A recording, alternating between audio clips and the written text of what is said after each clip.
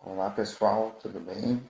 Meu nome é David Pereira, eu sou professor do Departamento de Transportes do Centro de Tecnologia da Universidade Federal de Santa Maria, responsável pela disciplina Tópicos Especiais em Infraestrutura Rodoviária, e esta é a nossa segunda videoaula sobre sistemas de custos de infraestrutura de transportes com ênfase à infraestrutura rodoviária.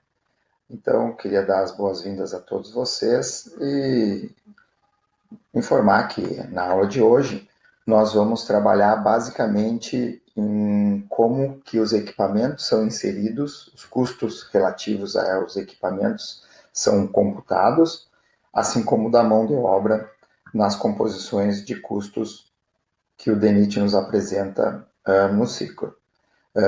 Dessa maneira, acho que a gente vai poder compreender um pouco melhor como que tudo isso funciona e a partir daí a gente consegue então entender um pouco melhor como que esses custos são levados a termo lá na composição de custos e assim gerando um valor final das nossas planilhas de custo. Bem, nós temos aqui então, pessoal, na aula anterior a gente viu a parte de canteiro de obras, vimos também a parte da administração local, então hoje, nessa videoaula, nós vamos ver a parte de equipamentos e mão de obra. Bom, os equipamentos, basicamente, eles são inseridos em termos de custos com base em dois grandes grupos de custos horários que a gente tem, que são os custos horários produtivos e improdutivos. O que difere um do outro?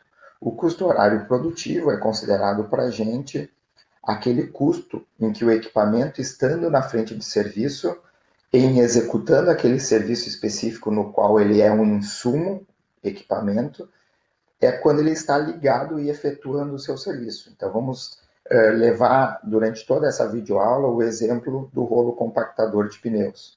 Então, eu estou lá na frente de serviço executando o concreto asfáltico, o caminhão basculante despejou o material na mesa da vibroacabadora, a vibroacabadora já passou distribuindo o material e pré-compactando esse material, eu venho com um rolo e começo a fazer a compactação. Né? Nós utilizamos para esse serviço dois tipos de rolo, o rolo liso e o rolo de pneus. Nós estamos focando a atenção no rolo de pneus. Então, o rolo de pneus ele começa a fazer o processo de vai e vem, compactando, fazendo a cobertura da compactação na largura da mistura asfáltica que foi colocada no campo. Então, esse tempo em que ele está indo e voltando é o que nós chamamos de custo horário produtivo do equipamento. No momento em que ele não tem mais cancha, ele não tem mais frente de serviço para efetuar a compactação, ele fica estacionado com o motor desligado, é assim que é considerado isso, e a gente passa a ter um custo horário improdutivo dentro daquela execução do serviço. Então, só para deixar bem claro que o custo improdutivo não é o custo do equipamento estacionado lá na garagem, certo? Ou de um dia para o outro. É na frente de serviço ao qual ele está sendo utilizado, é o tempo em que ele não está fazendo a sua função, nesse caso específico do rolo, a compactação do concreto asfáltico. E para a gente contabilizar todos esses custos, nós temos basicamente, pessoal, os custos responsáveis pela propriedade, né, que a gente diz atinentes à propriedade, que tem a ver com a depreciação, remuneração do capital.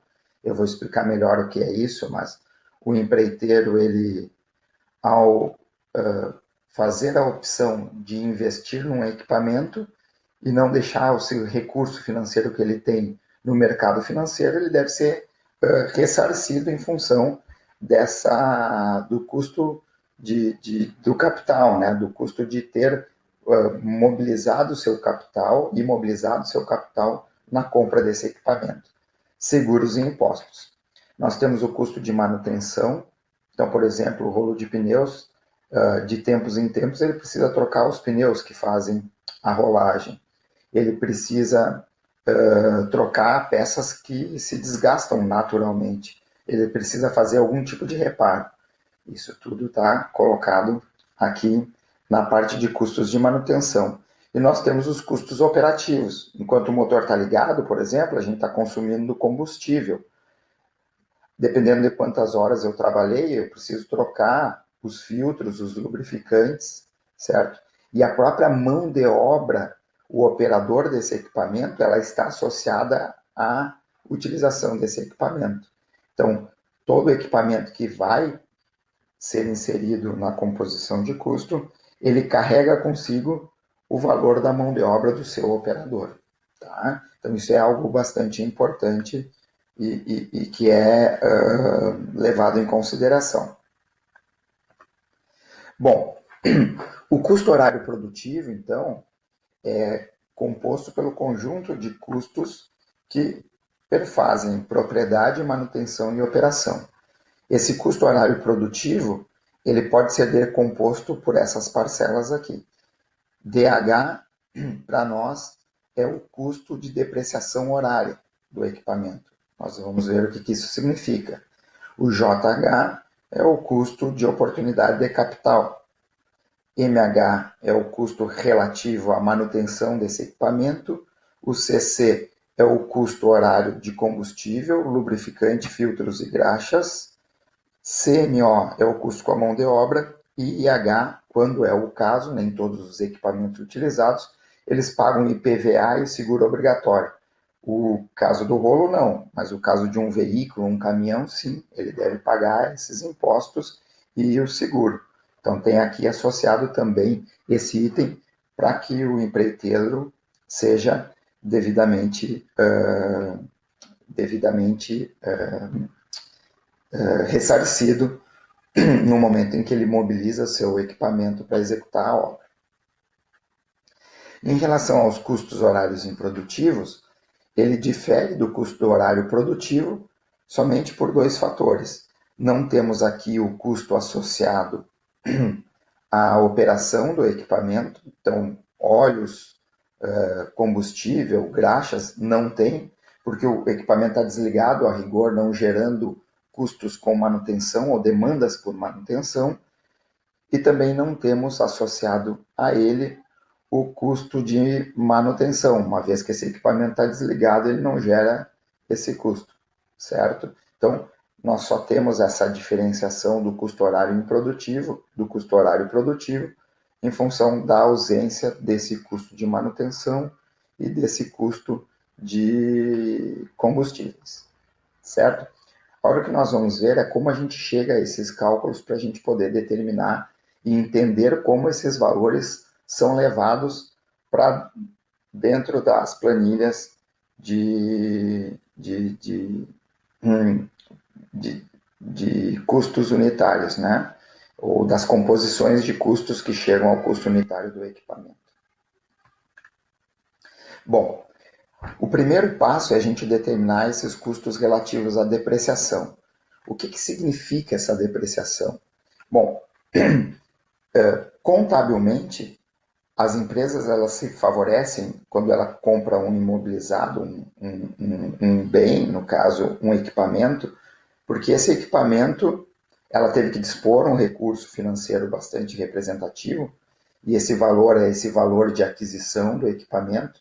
Então, mensalmente, ou em cada revisão dos custos, o DENIT lança lá uma série de valores alusivos aos valores de aquisição desses equipamentos nas diferentes unidades da federação. Então, no Rio Grande do Sul, tem o valor de aquisição desse equipamento, mas contabilmente, primeiro para a gente entender o que é a depreciação, contabilmente a empresa ela lança essa aquisição e anualmente ela pode lançar uma despesa relativa à depreciação desse equipamento, que em linhas gerais, de maneira muito simplória, para que vocês compreendam um pouco mais, é um custo que essa empresa tem anualmente em função dela ter que reservar algum recurso financeiro para repor esse bem ao longo lá, depois de esvaído a vida útil desse equipamento, né? E isso reduz o lucro da empresa naquele ano, reduzindo também, então, o imposto sobre o lucro que essa empresa deveria pagar. Certo? Então, como é que a gente pode considerar a depreciação? Qual é o valor, no caso a gente está trabalhando com depreciação horária, qual é o valor de redução, né, horária desse bem em termos de depreciação dela, da forma com que ela vai se degradando e perdendo a sua vida útil ao longo do tempo. Para que eu tenha, ao cabo de 6 anos, por exemplo, como é a vida útil de um rolo compactador, eu tenha recuperado esse meu investimento. Bom, mas como é que eu faço esse cálculo da depreciação horária? Eu tenho que saber quanto que esse meu equipamento vale hoje, qual é o valor de aquisição dele. Eu tenho que saber, lá no final da vida útil dele, qual é o valor que eu tenho residual desse bem, porque ele ainda tem um valor de mercado. Por vezes, esse valor de mercado é só o valor do que eu tenho lá de aço, de ferro, de quanto eu vou vender isso aí, esse equipamento como ferro velho, por exemplo. Eventualmente ele ainda tem valor de mercado, eu consigo um valor um pouco maior pelo equipamento. Dividido isso tudo pelo Nzinho, que é a vida útil dele, que é quantos anos ele leva para se depreciar por completo, multiplicado pela hora trabalhada anual desse equipamento. Então, se eu tenho qual é o valor total que eu tenho que depreciar, que é o valor de aquisição menos o valor residual, e dividir isso pelo total de horas esperadas desse equipamento trabalhando, eu tenho, então, qual é o valor de depreciação horária desse equipamento. Beleza? Da onde que eu tiro isso, né? Na prática, pessoal, eu tenho essas informações com base em tabelas pré-existentes e que foram colocadas lá no nosso ciclo, tá? Então, eu vou abrir uma planilha aqui para mostrar para vocês, que vai me indicar. Se eu for lá no volume 3 de equipamentos, né, da onde explica o beabá dos nossos, do nosso ciclo, né, no volume 3 que fala especificamente sobre equipamentos, eu vou encontrar lá uma série de informações, eu vou chegar até ela para mostrar para vocês, sobre o equipamento, baseado na experiência e nas referências dos próprios fabricantes. Então, bombeamento de concreto, uma bomba de concreto rebocável, né? Então, ela tem aqui qual é a capacidade, as dimensões, peso, qual é a vida útil para ela ser depreciada, quantas horas a gente considera que ela trabalha por ano. Tenho aqui qual é a potência desse equipamento. A partir daí, eu consigo também determinar qual é o valor residual, qual é o coeficiente de manutenção. Esse coeficiente de manutenção, depois a gente vai ver que ele é importante. Qual é a fração daquele valor de aquisição que eu espero gastar com manutenção desse equipamento ao longo da vida útil dele, no caso dessa bomba, 5 anos. Qual é o coeficiente de consumo dele, de combustível? Aqui é 0,18 litros por quilowatt-hora. Esse equipamento tem 74 quilowatts, então em uma hora ele vai produzir uma potência de 74 kWh, um consumo de 74 kWh. Se eu multiplicar por 0,18, eu sei quanto de custo eu vou ter em termos dessa operação. Isso também, esse 0,18 já abrange, inclusive, custos com filtros, lubrificantes e graxas, qual é o tipo de combustível, se ele paga seguro e PVA, e ele me diz também qual é o tipo de mão de obra associada a esse equipamento, no caso aqui, um operador de equipamento leve, certo? Então, isso tudo está no DENIT, está especificado nas suas metodologias, e a gente tem como determinar.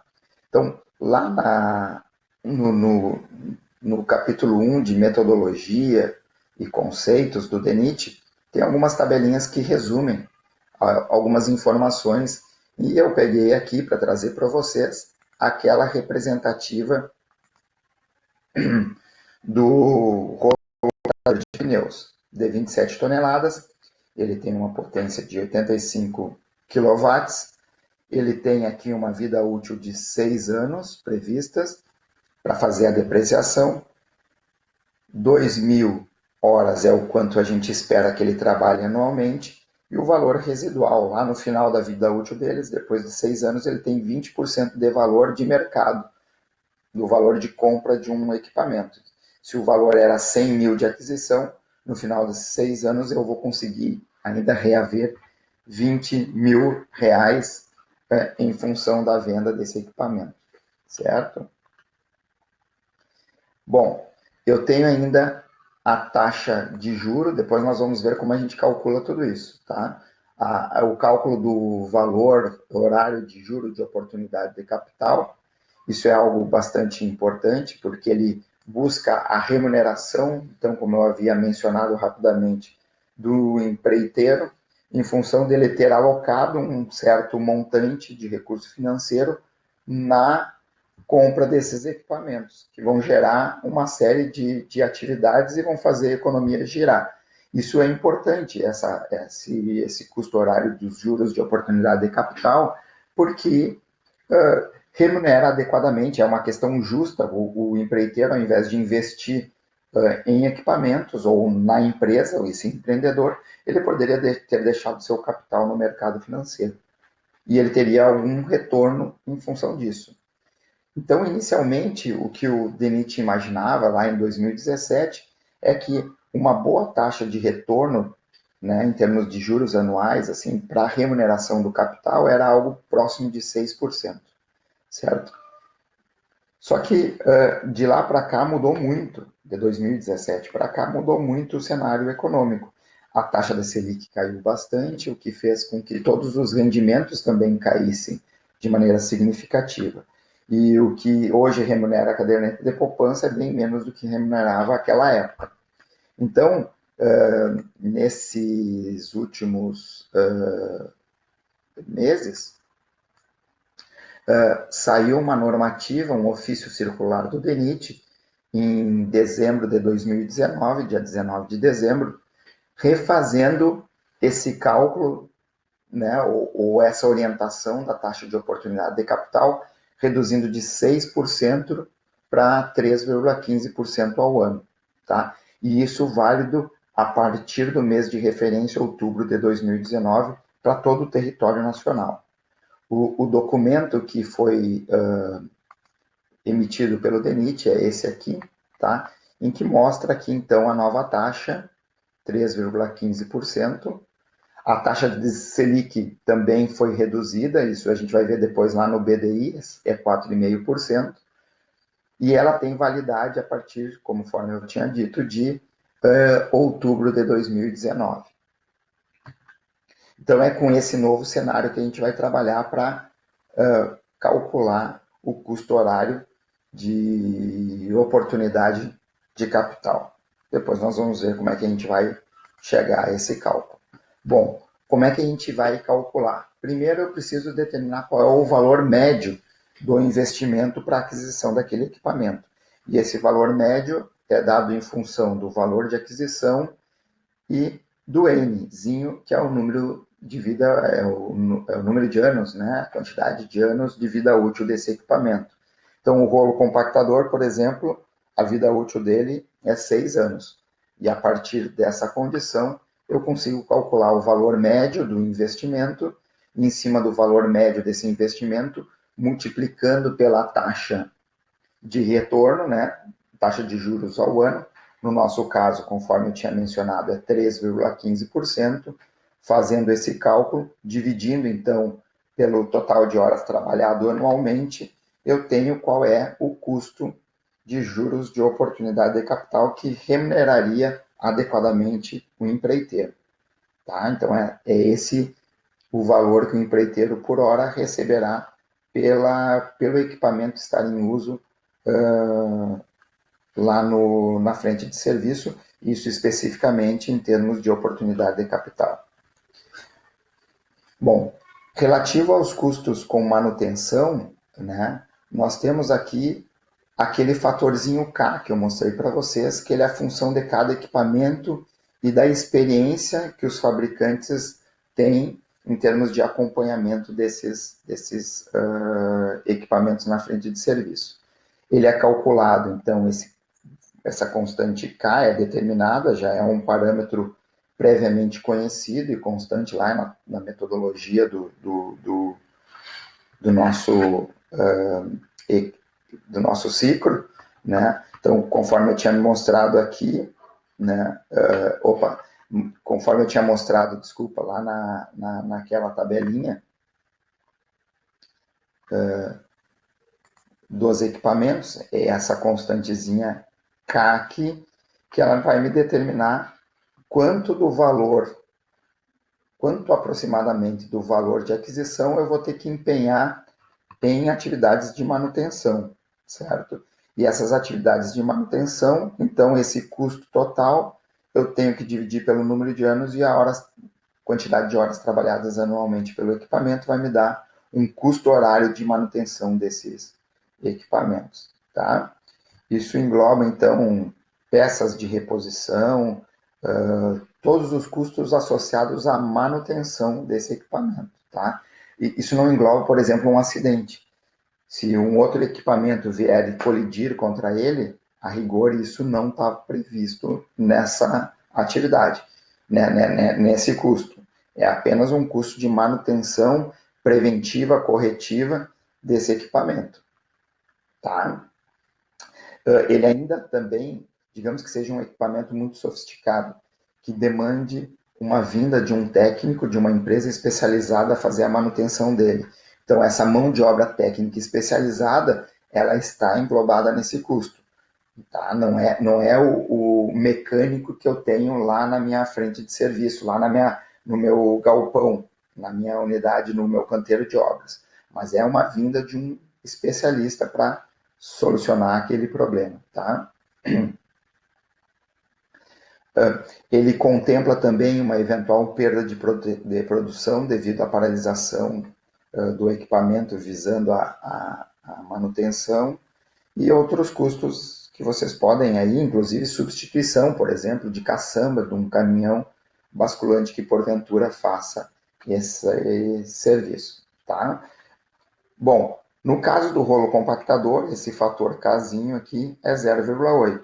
Então é 80% do valor de aquisição dele eu vou gastar ao longo dos 6 anos com a manutenção desse equipamento rolo compactador de pneus, tá? Eu tenho aqui ainda o custo com combustível, na verdade é custo horário de combustível, filtros e graxas e lubrificantes, eventualmente, né? Esse custo é dado em função da potência do equipamento, né? No caso do nosso rolo compactador, a potência era 85 toneladas, se não me falha a memória, 85 quilowatts, perdão, né? Essa é a potência do nosso rolo compactador. O fator de consumo, conforme a gente viu, cada equipamento tem um fator de consumo. Esse equipamento é a diesel, o fator de consumo alocado para ele é 0,18 litros por quilowatt-hora, em cima do consumo, então, né? E o valor VC é o valor do combustível, quanto me custa esse combustível. Se eu estou trabalhando com equipamento cujo combustível motriz ali, a força motriz é advinda do diesel, do óleo diesel, da combustão do diesel, eu tenho que colocar lá o valor do litro do diesel. No caso do rolo compactador é diesel, é o valor do diesel que eu tenho que colocar aqui. Tá? 0,18 aqui é o valor que eu tenho para esse equipamento específico que é movido a diesel. Tá? Nós temos também que associar ao custo horário desse equipamento a mão de obra que faz a operação do equipamento. É só a mão de obra de operação. Então, é o motorista do caminhão, né, que porventura faça, né, o motorista do caminhão basculante, é o motorista de veículo leve, eventualmente, tá? E no caso do rolo compactador, que a gente está falando, está definido lá que é um operador de equipamento pesado. Essa é a função de quem faz a operação do rolo compactador. Se eu estivesse trabalhando com uma fresadora, por exemplo, esse operador é um operador de equipamento especial. Então, as faixas salariais são diferentes, e o que eu tenho que colocar lá, na prática, é o custo para a empresa com os salários, que englobam, conforme nós vamos ver logo na sequência, tanto o custo do salário como o custo dos encargos, todos associados a essa mão de obra. Tudo isso dividido pelo número de horas previstas de trabalho dele ao longo do tempo, né, ao longo de um determinado mês. Bom, nós temos ainda o custo do seguro e imposto. No caso específico do rolo compactador, ele não paga imposto de PVA nem seguro obrigatório, mas se a gente estivesse trabalhando com um carro, ele associaria um valor, em média, né, ele está no ciclo 2,5% do valor médio do veículo, por exemplo, dividido pelo número de horas anuais que ele vai trabalhar. Então, é mais ou menos esse o valor que a gente chegaria. Ressaltando, então, que esses equipamentos específicos da frente de serviço são equipamentos que não pagam IPVA nem seguro. Bom, então, aquele mesmo equipamento que nós tínhamos, ou o que vinha lá do volume 3 do DENIT, né, do ciclo, nós temos aqui especificamente para o nosso rolo compactador. E ele me mostra algumas condições aqui. Ele me mostra qual é a largura, ele me mostra todas as características físicas do equipamento. Vejam que ele pesa 10,8 toneladas, a vida útil dele é de 6 anos, a quantidade de horas trabalhadas por ano é 2.000, a potência é 85, o valor residual é 20, o coeficiente de manutenção é 0,8, o coeficiente de combustível é 0,18, o combustível utilizado é o diesel, não temos custos com seguro e IPVA, e o operador desse equipamento é um operador de equipamento pesado. Então, essas são as condições que a gente tem para poder definir, então, todos os custos horários produtivos e improdutivos do rolo compactador. Bom, se eu abrir, pessoal, o ciclo, né, as tabelas de composições do ciclo, né, e mais especificamente, se eu pegar os relatórios sintéticos, como esse que eu vou abrir agora para vocês olharem, eu tenho para cada um dos equipamentos todas as informações necessárias e o custo produtivo e improdutivo desses equipamentos, certo? Então, nosso caso específico aqui é o caso do rolo compactador. Deixa eu ver onde é que eu encontro o rolo compactador. Eu posso procurar pelo código dele. Ó. O código dele, do rolo compactador, é o E9762. Então, eu faço uma procura aqui, E9762. Ó, eu tenho, ele já tinha previamente colocado o valor dele grifado aqui. O rolo compactador, autopropelido de pneus, 27 toneladas, 85 kW a potência. O valor de aquisição é 510.949. Então, praticamente 511 mil reais. Isso referenciado a outubro de 2019 no Rio Grande do Sul. Obviamente que em outro mês o valor vai ser diferente, em outra unidade federativa né, em outro estado também vai ser diferente. Eu tenho esses custos aqui, ó, né? Eu já tenho esses custos previamente estabelecidos e esse custo horário produtivo e improdutivo já entraram lá na minha planilha, onde eu tenho a descrição de todos os insumos necessários à execução do serviço, que é a composição de custos, chegando no custo final lá, conforme a gente viu na videoaula anterior, certo? Agora o que eu quero é que vocês compreendam a sistemática para chegar nesses valores, e é o que eu vou mostrar então agora na sequência. Então, guardando esse valor, 510.949 com 43 ou 44 centavos, beleza? A gente sempre usa 4 casas decimais, é uma sistemática do ciclo para a moeda, apesar do real ter só 2 casas decimais, que são centavos, a gente utiliza isso de uma maneira a ter esses valores em 4 casas decimais. E a gente só vai fazer a redução do número de casas decimais lá no custo final, tá bom? Então, eu tenho aqui, pessoal, a depreciação horária. Para calcular a depreciação horária, eu tenho essa fórmula aqui. Em função dessa fórmula, eu tenho que o meu valor de aquisição menos o valor residual. O valor de aquisição é esse, conforme a gente viu, para outubro de 2019, no Rio Grande do Sul, certo? O valor residual é 20%, conforme tinha lá na especificação desse equipamento, no resumo desse equipamento. Observem que esse resumo, ó, essas referências que a gente tem aqui em termos desse equipamento foi oferecida e foi retirada, foi validada pelo DENIT a partir da referência do próprio fabricante do equipamento, aqui é a Dynapac. Existem outros fabricantes de rolo, mas esse foi tido como referência, certo? Então, 20% de 510 mil reais dá 102 mil reais, esse é o valor de residual. N para a gente é 6 e H de TA para a gente aqui é 2 mil. Com base nisso, eu chego a R$ 34,06. R$ 34,06. Isso é a depreciação horária.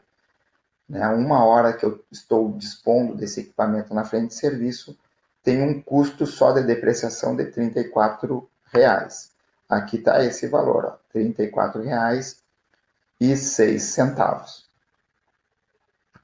O outro custo que a gente tem é de manutenção horária. Então, como é que eu calculo? Eu tenho o valor alusivo ao valor de aquisição do equipamento, vezes o casinho, que é aquele coeficiente de manutenção.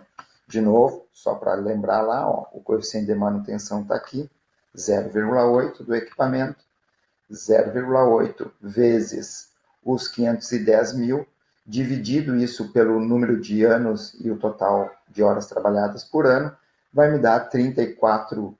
R$ 34,06, está aqui a coluna de manutenção, esse é o valor que eu tenho, então, previsto de manutenção horária para esse meu equipamento. Observe que, nesse caso, ficou muito parecido com o valor de depreciação. Tá? Foi um caso muito peculiar, assim, que não é verdade. Ó, nem sempre. Olha aqui, eu tenho um outro equipamento com 22 centavos e 0,17 centavos. Aqui deu uma coincidência pelos fatores que a gente utilizou, correto? Eu tenho agora a questão da remuneração do capital, né? Juros de oportunidade de capital, que é dado em função de um valor médio, né, desse investimento. O valor médio, então, é calculado por essa fórmula, que leva em consideração a vida útil do equipamento e o valor de aquisição, 510 mil.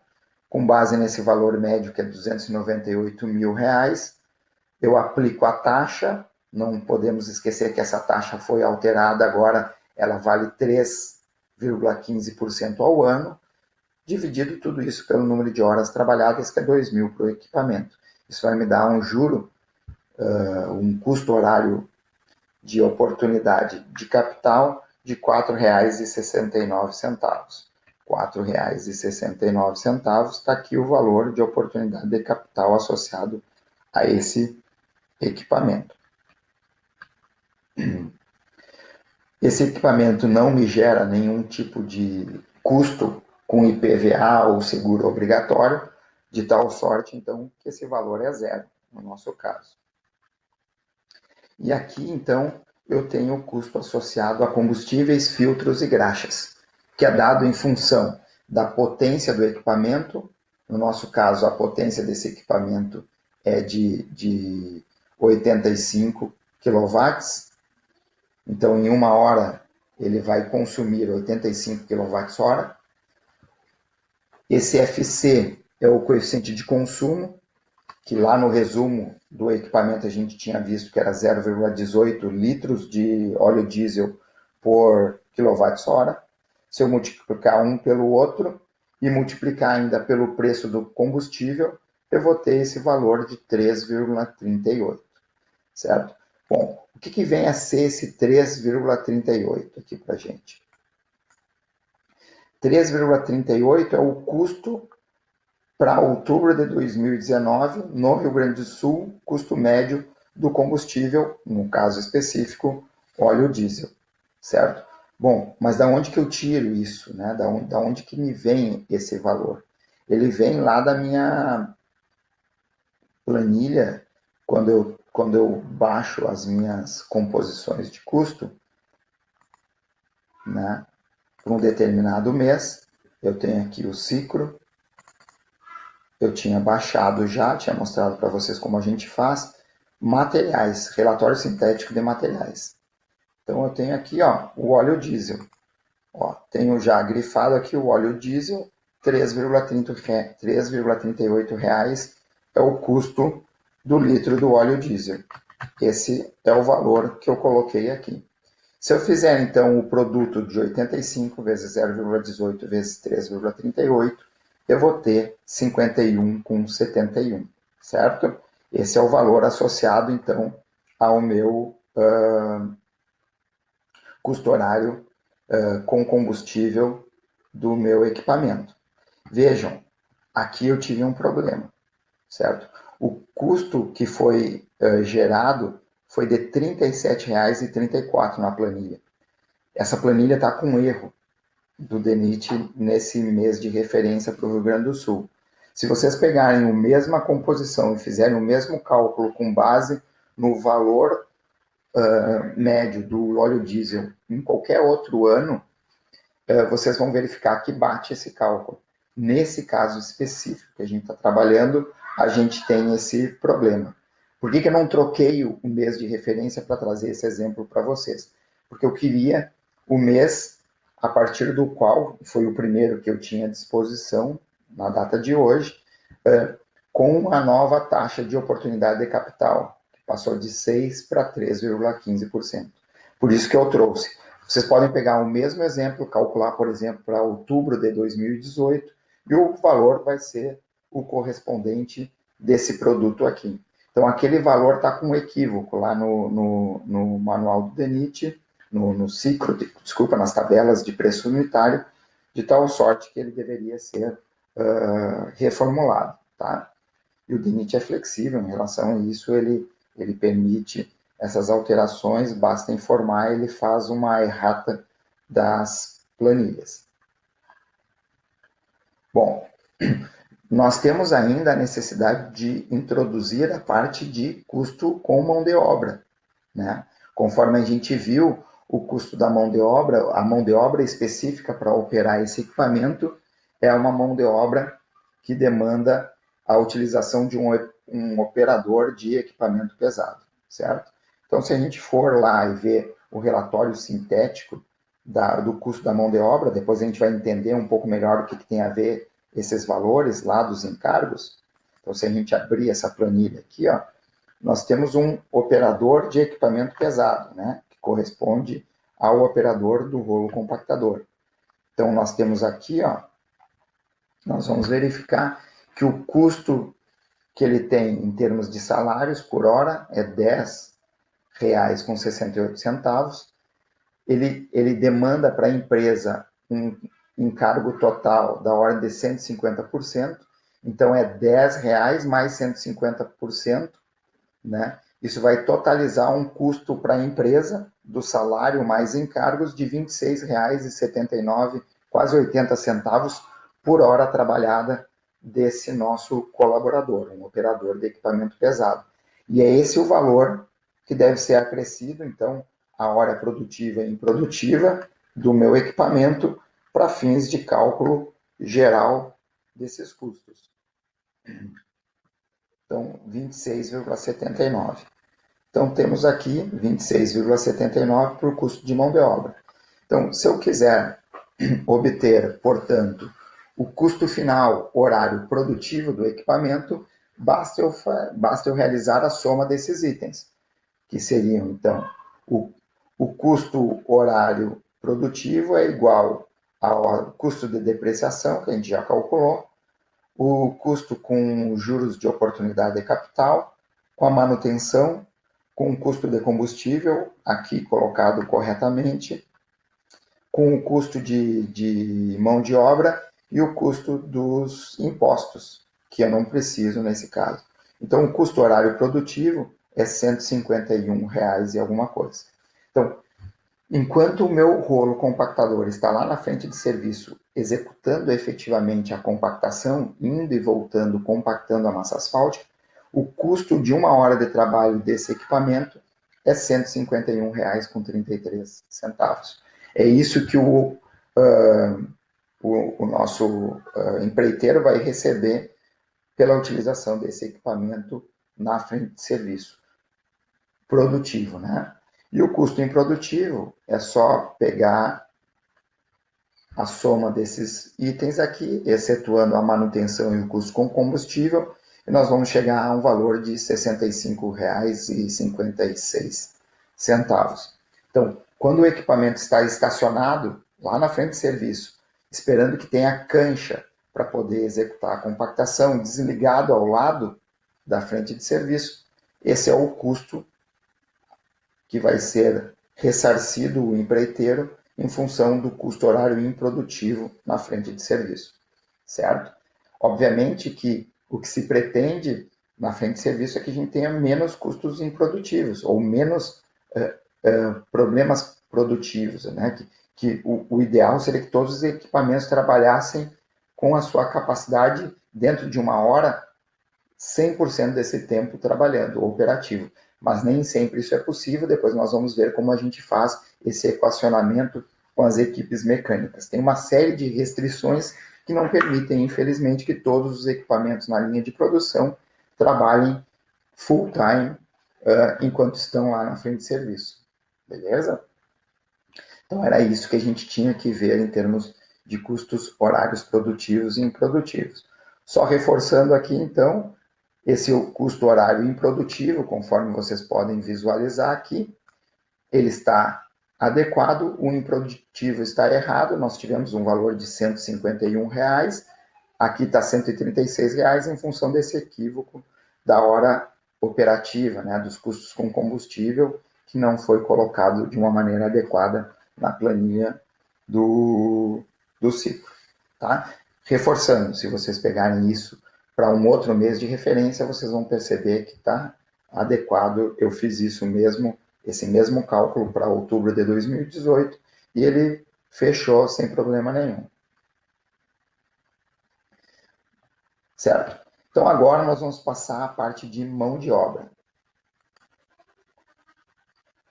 Bom, relativo então, pessoal, à mão de obra. Então, quando a gente calculou anteriormente lá o custo da mão de obra, que era R$ 26,00 do operador de equipamento pesado, por exemplo, R$ 26,79, esse é o custo horário. Vamos entender, então, como é que se chega ao valor do salário dele e daqueles encargos. De maneira geral, como que isso é determinado, certo? E em relação à mão de obra, nós temos que primeiro compreender que a gente está fazendo alusão a todos os custos relativos aos trabalhadores, aos colaboradores, tanto da frente de serviço, quanto aqueles que fazem as suas atividades em escritório, ou aqueles que estão alocados a serviços mais amplos e não específicos. Eu estou falando do engenheiro, estou falando o encarregado geral, o encarregado de pavimentação, de terraplenagem. Então, esses custos horários todos é que vão ser avaliados com a mesma sistemática, conforme nós vamos ver de maneira rápida, porém, acredito, compreensível a todos vocês. Esses valores, eles são baseados em pesquisa de campo, em pesquisa de custos e valores médios de salários, levam em consideração as especificidades em termos tributárias de cada um dos estados da federação, isso é importante que a gente ressalte, certo? Porque nós temos unidades da federação com condições tributárias distintas, com encargos e impostos também diferentes. Ele também se baseia numa estatística que tem no Cadastro Geral de Empregados e Desempregados, para que nos dê margem, por exemplo, de uma determinada categoria de trabalhadores, o que se tem em termos de dias não trabalhados, porque ele estava com pediu algum tipo de afastamento, ficou encostado no INSS, como a gente fala, por algum tipo de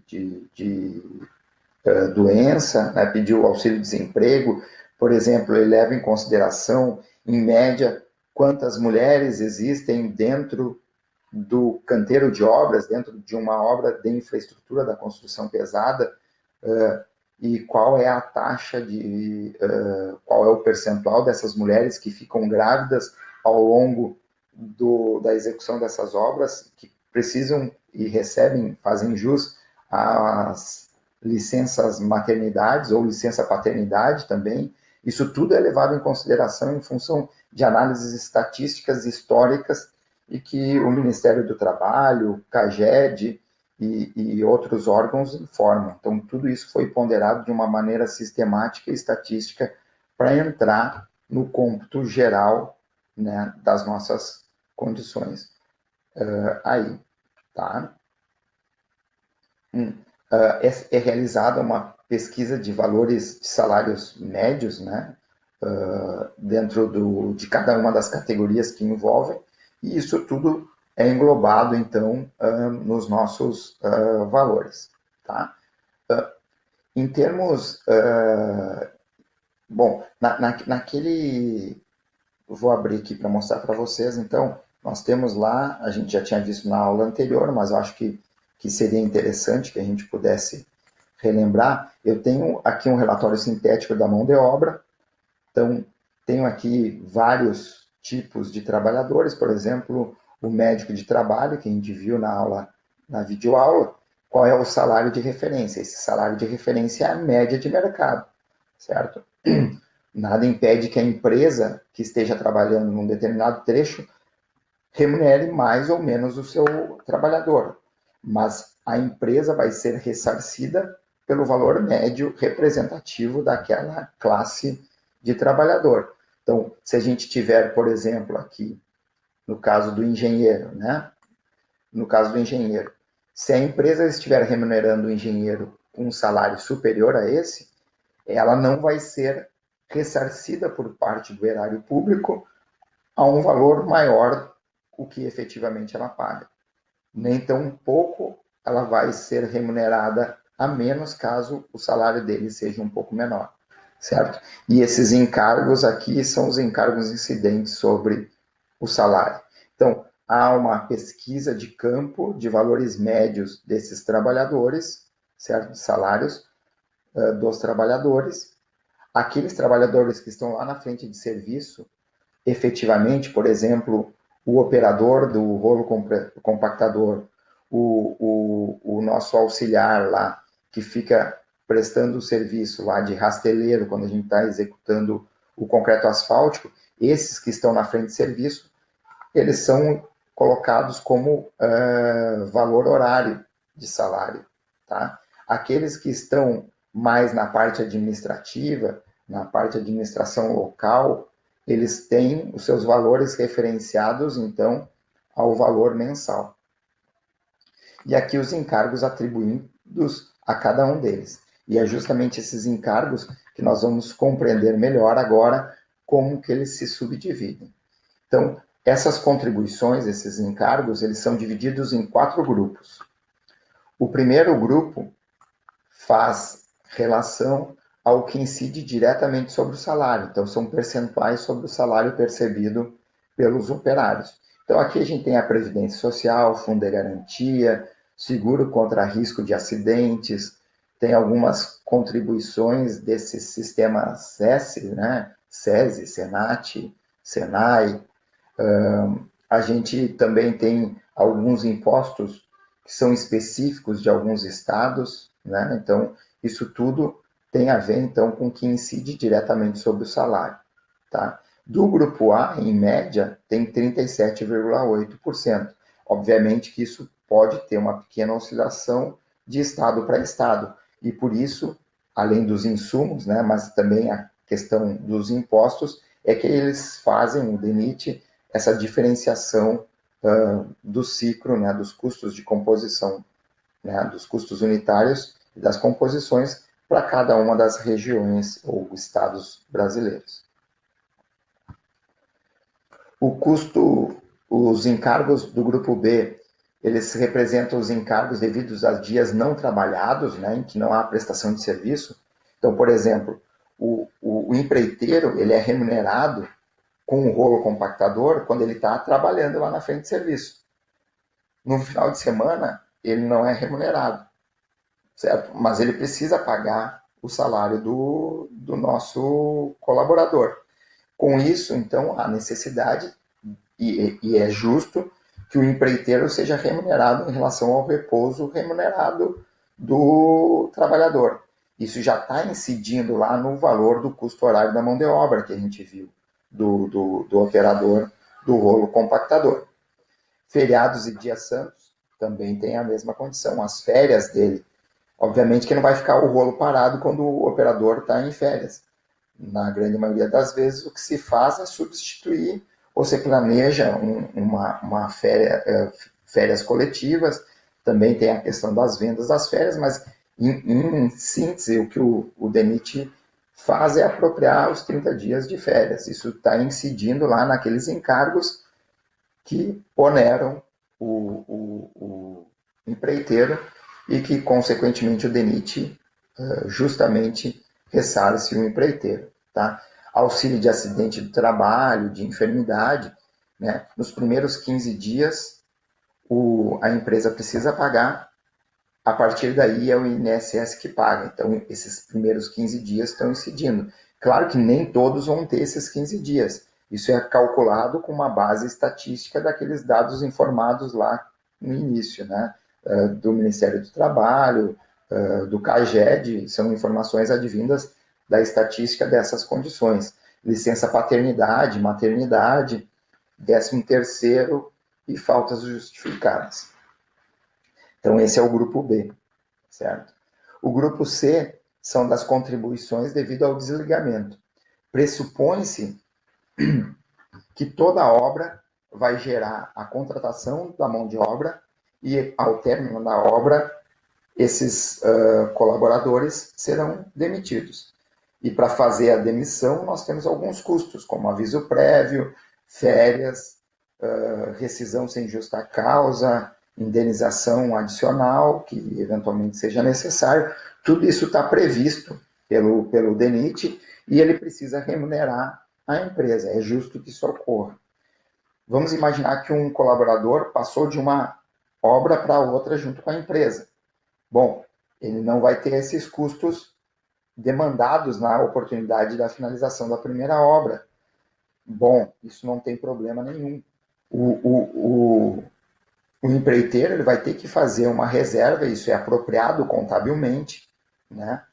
Ele vai se apropriando desse fundo, assim, desse valor, que lá no futuro, quando eventualmente esse colaborador for dispensado, depois da segunda obra, digamos que tenha um gap muito grande entre a segunda obra e a terceira obra, ele infelizmente tem que enxugar a sua folha salarial, demitindo alguns colaboradores.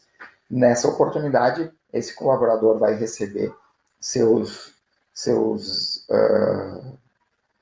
o que tem direito, né? Então, o aviso prévio, o fundo de garantia, que já estava antes no outro, né? Mas ele vai receber tudo isso que foi sendo reservado de obra em obra para esse colaborador. Então, isso faz com que, inclusive, o colaborador tenha uma garantia, digamos assim, maior de que receberá o que lhe é de direito no final do contrato de trabalho.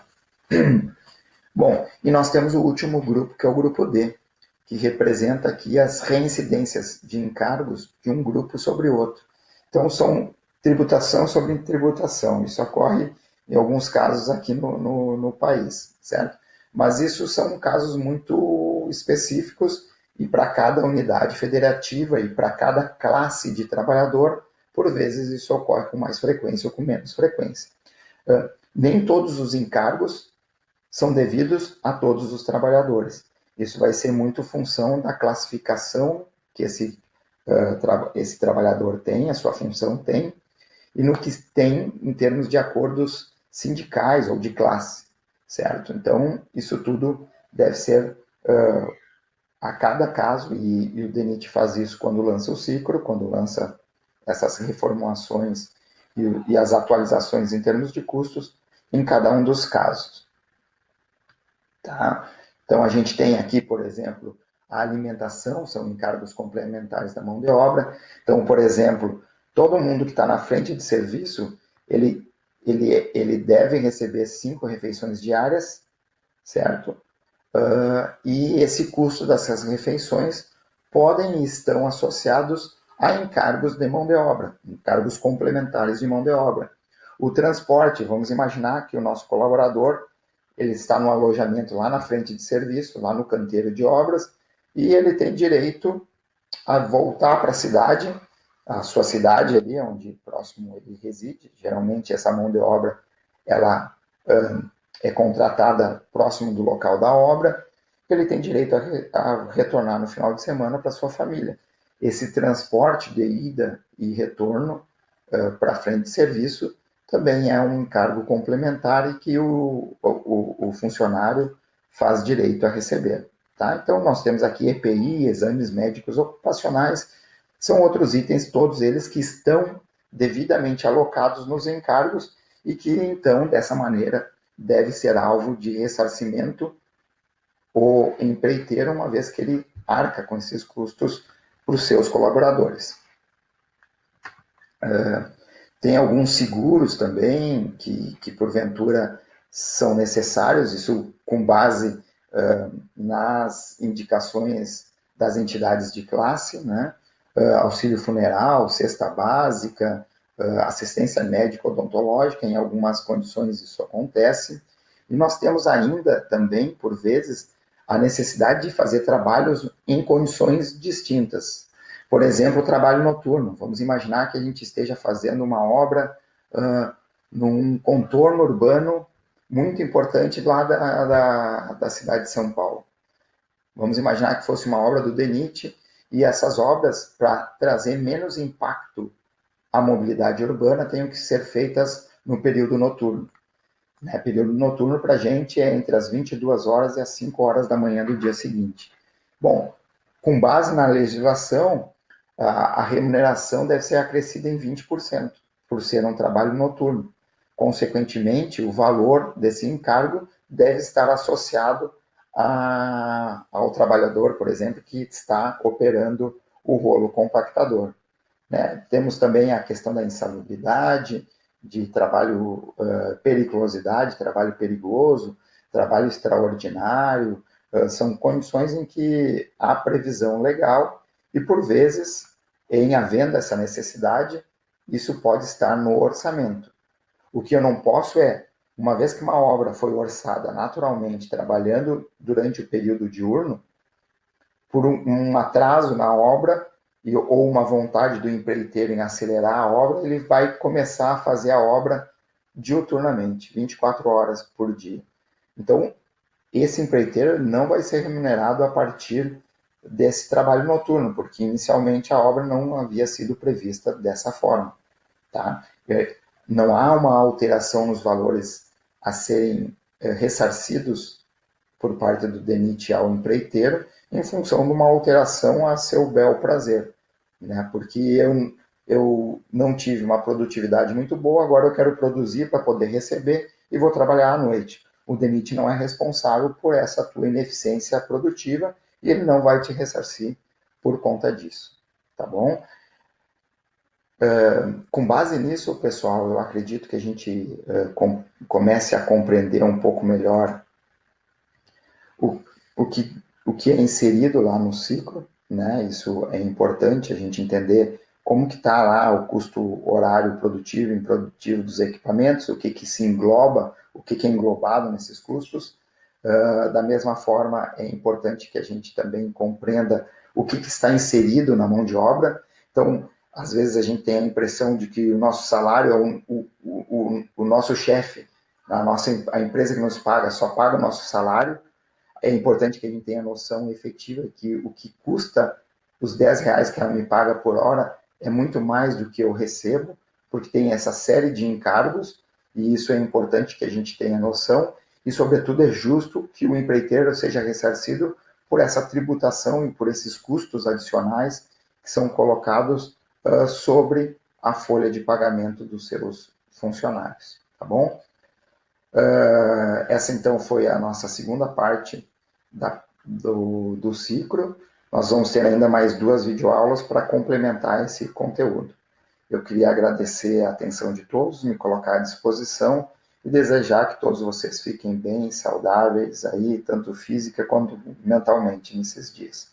Um abraço e bons aprendizados aí. Espero que seja importante e que traga algum tipo de contribuição para vocês essa videoaula.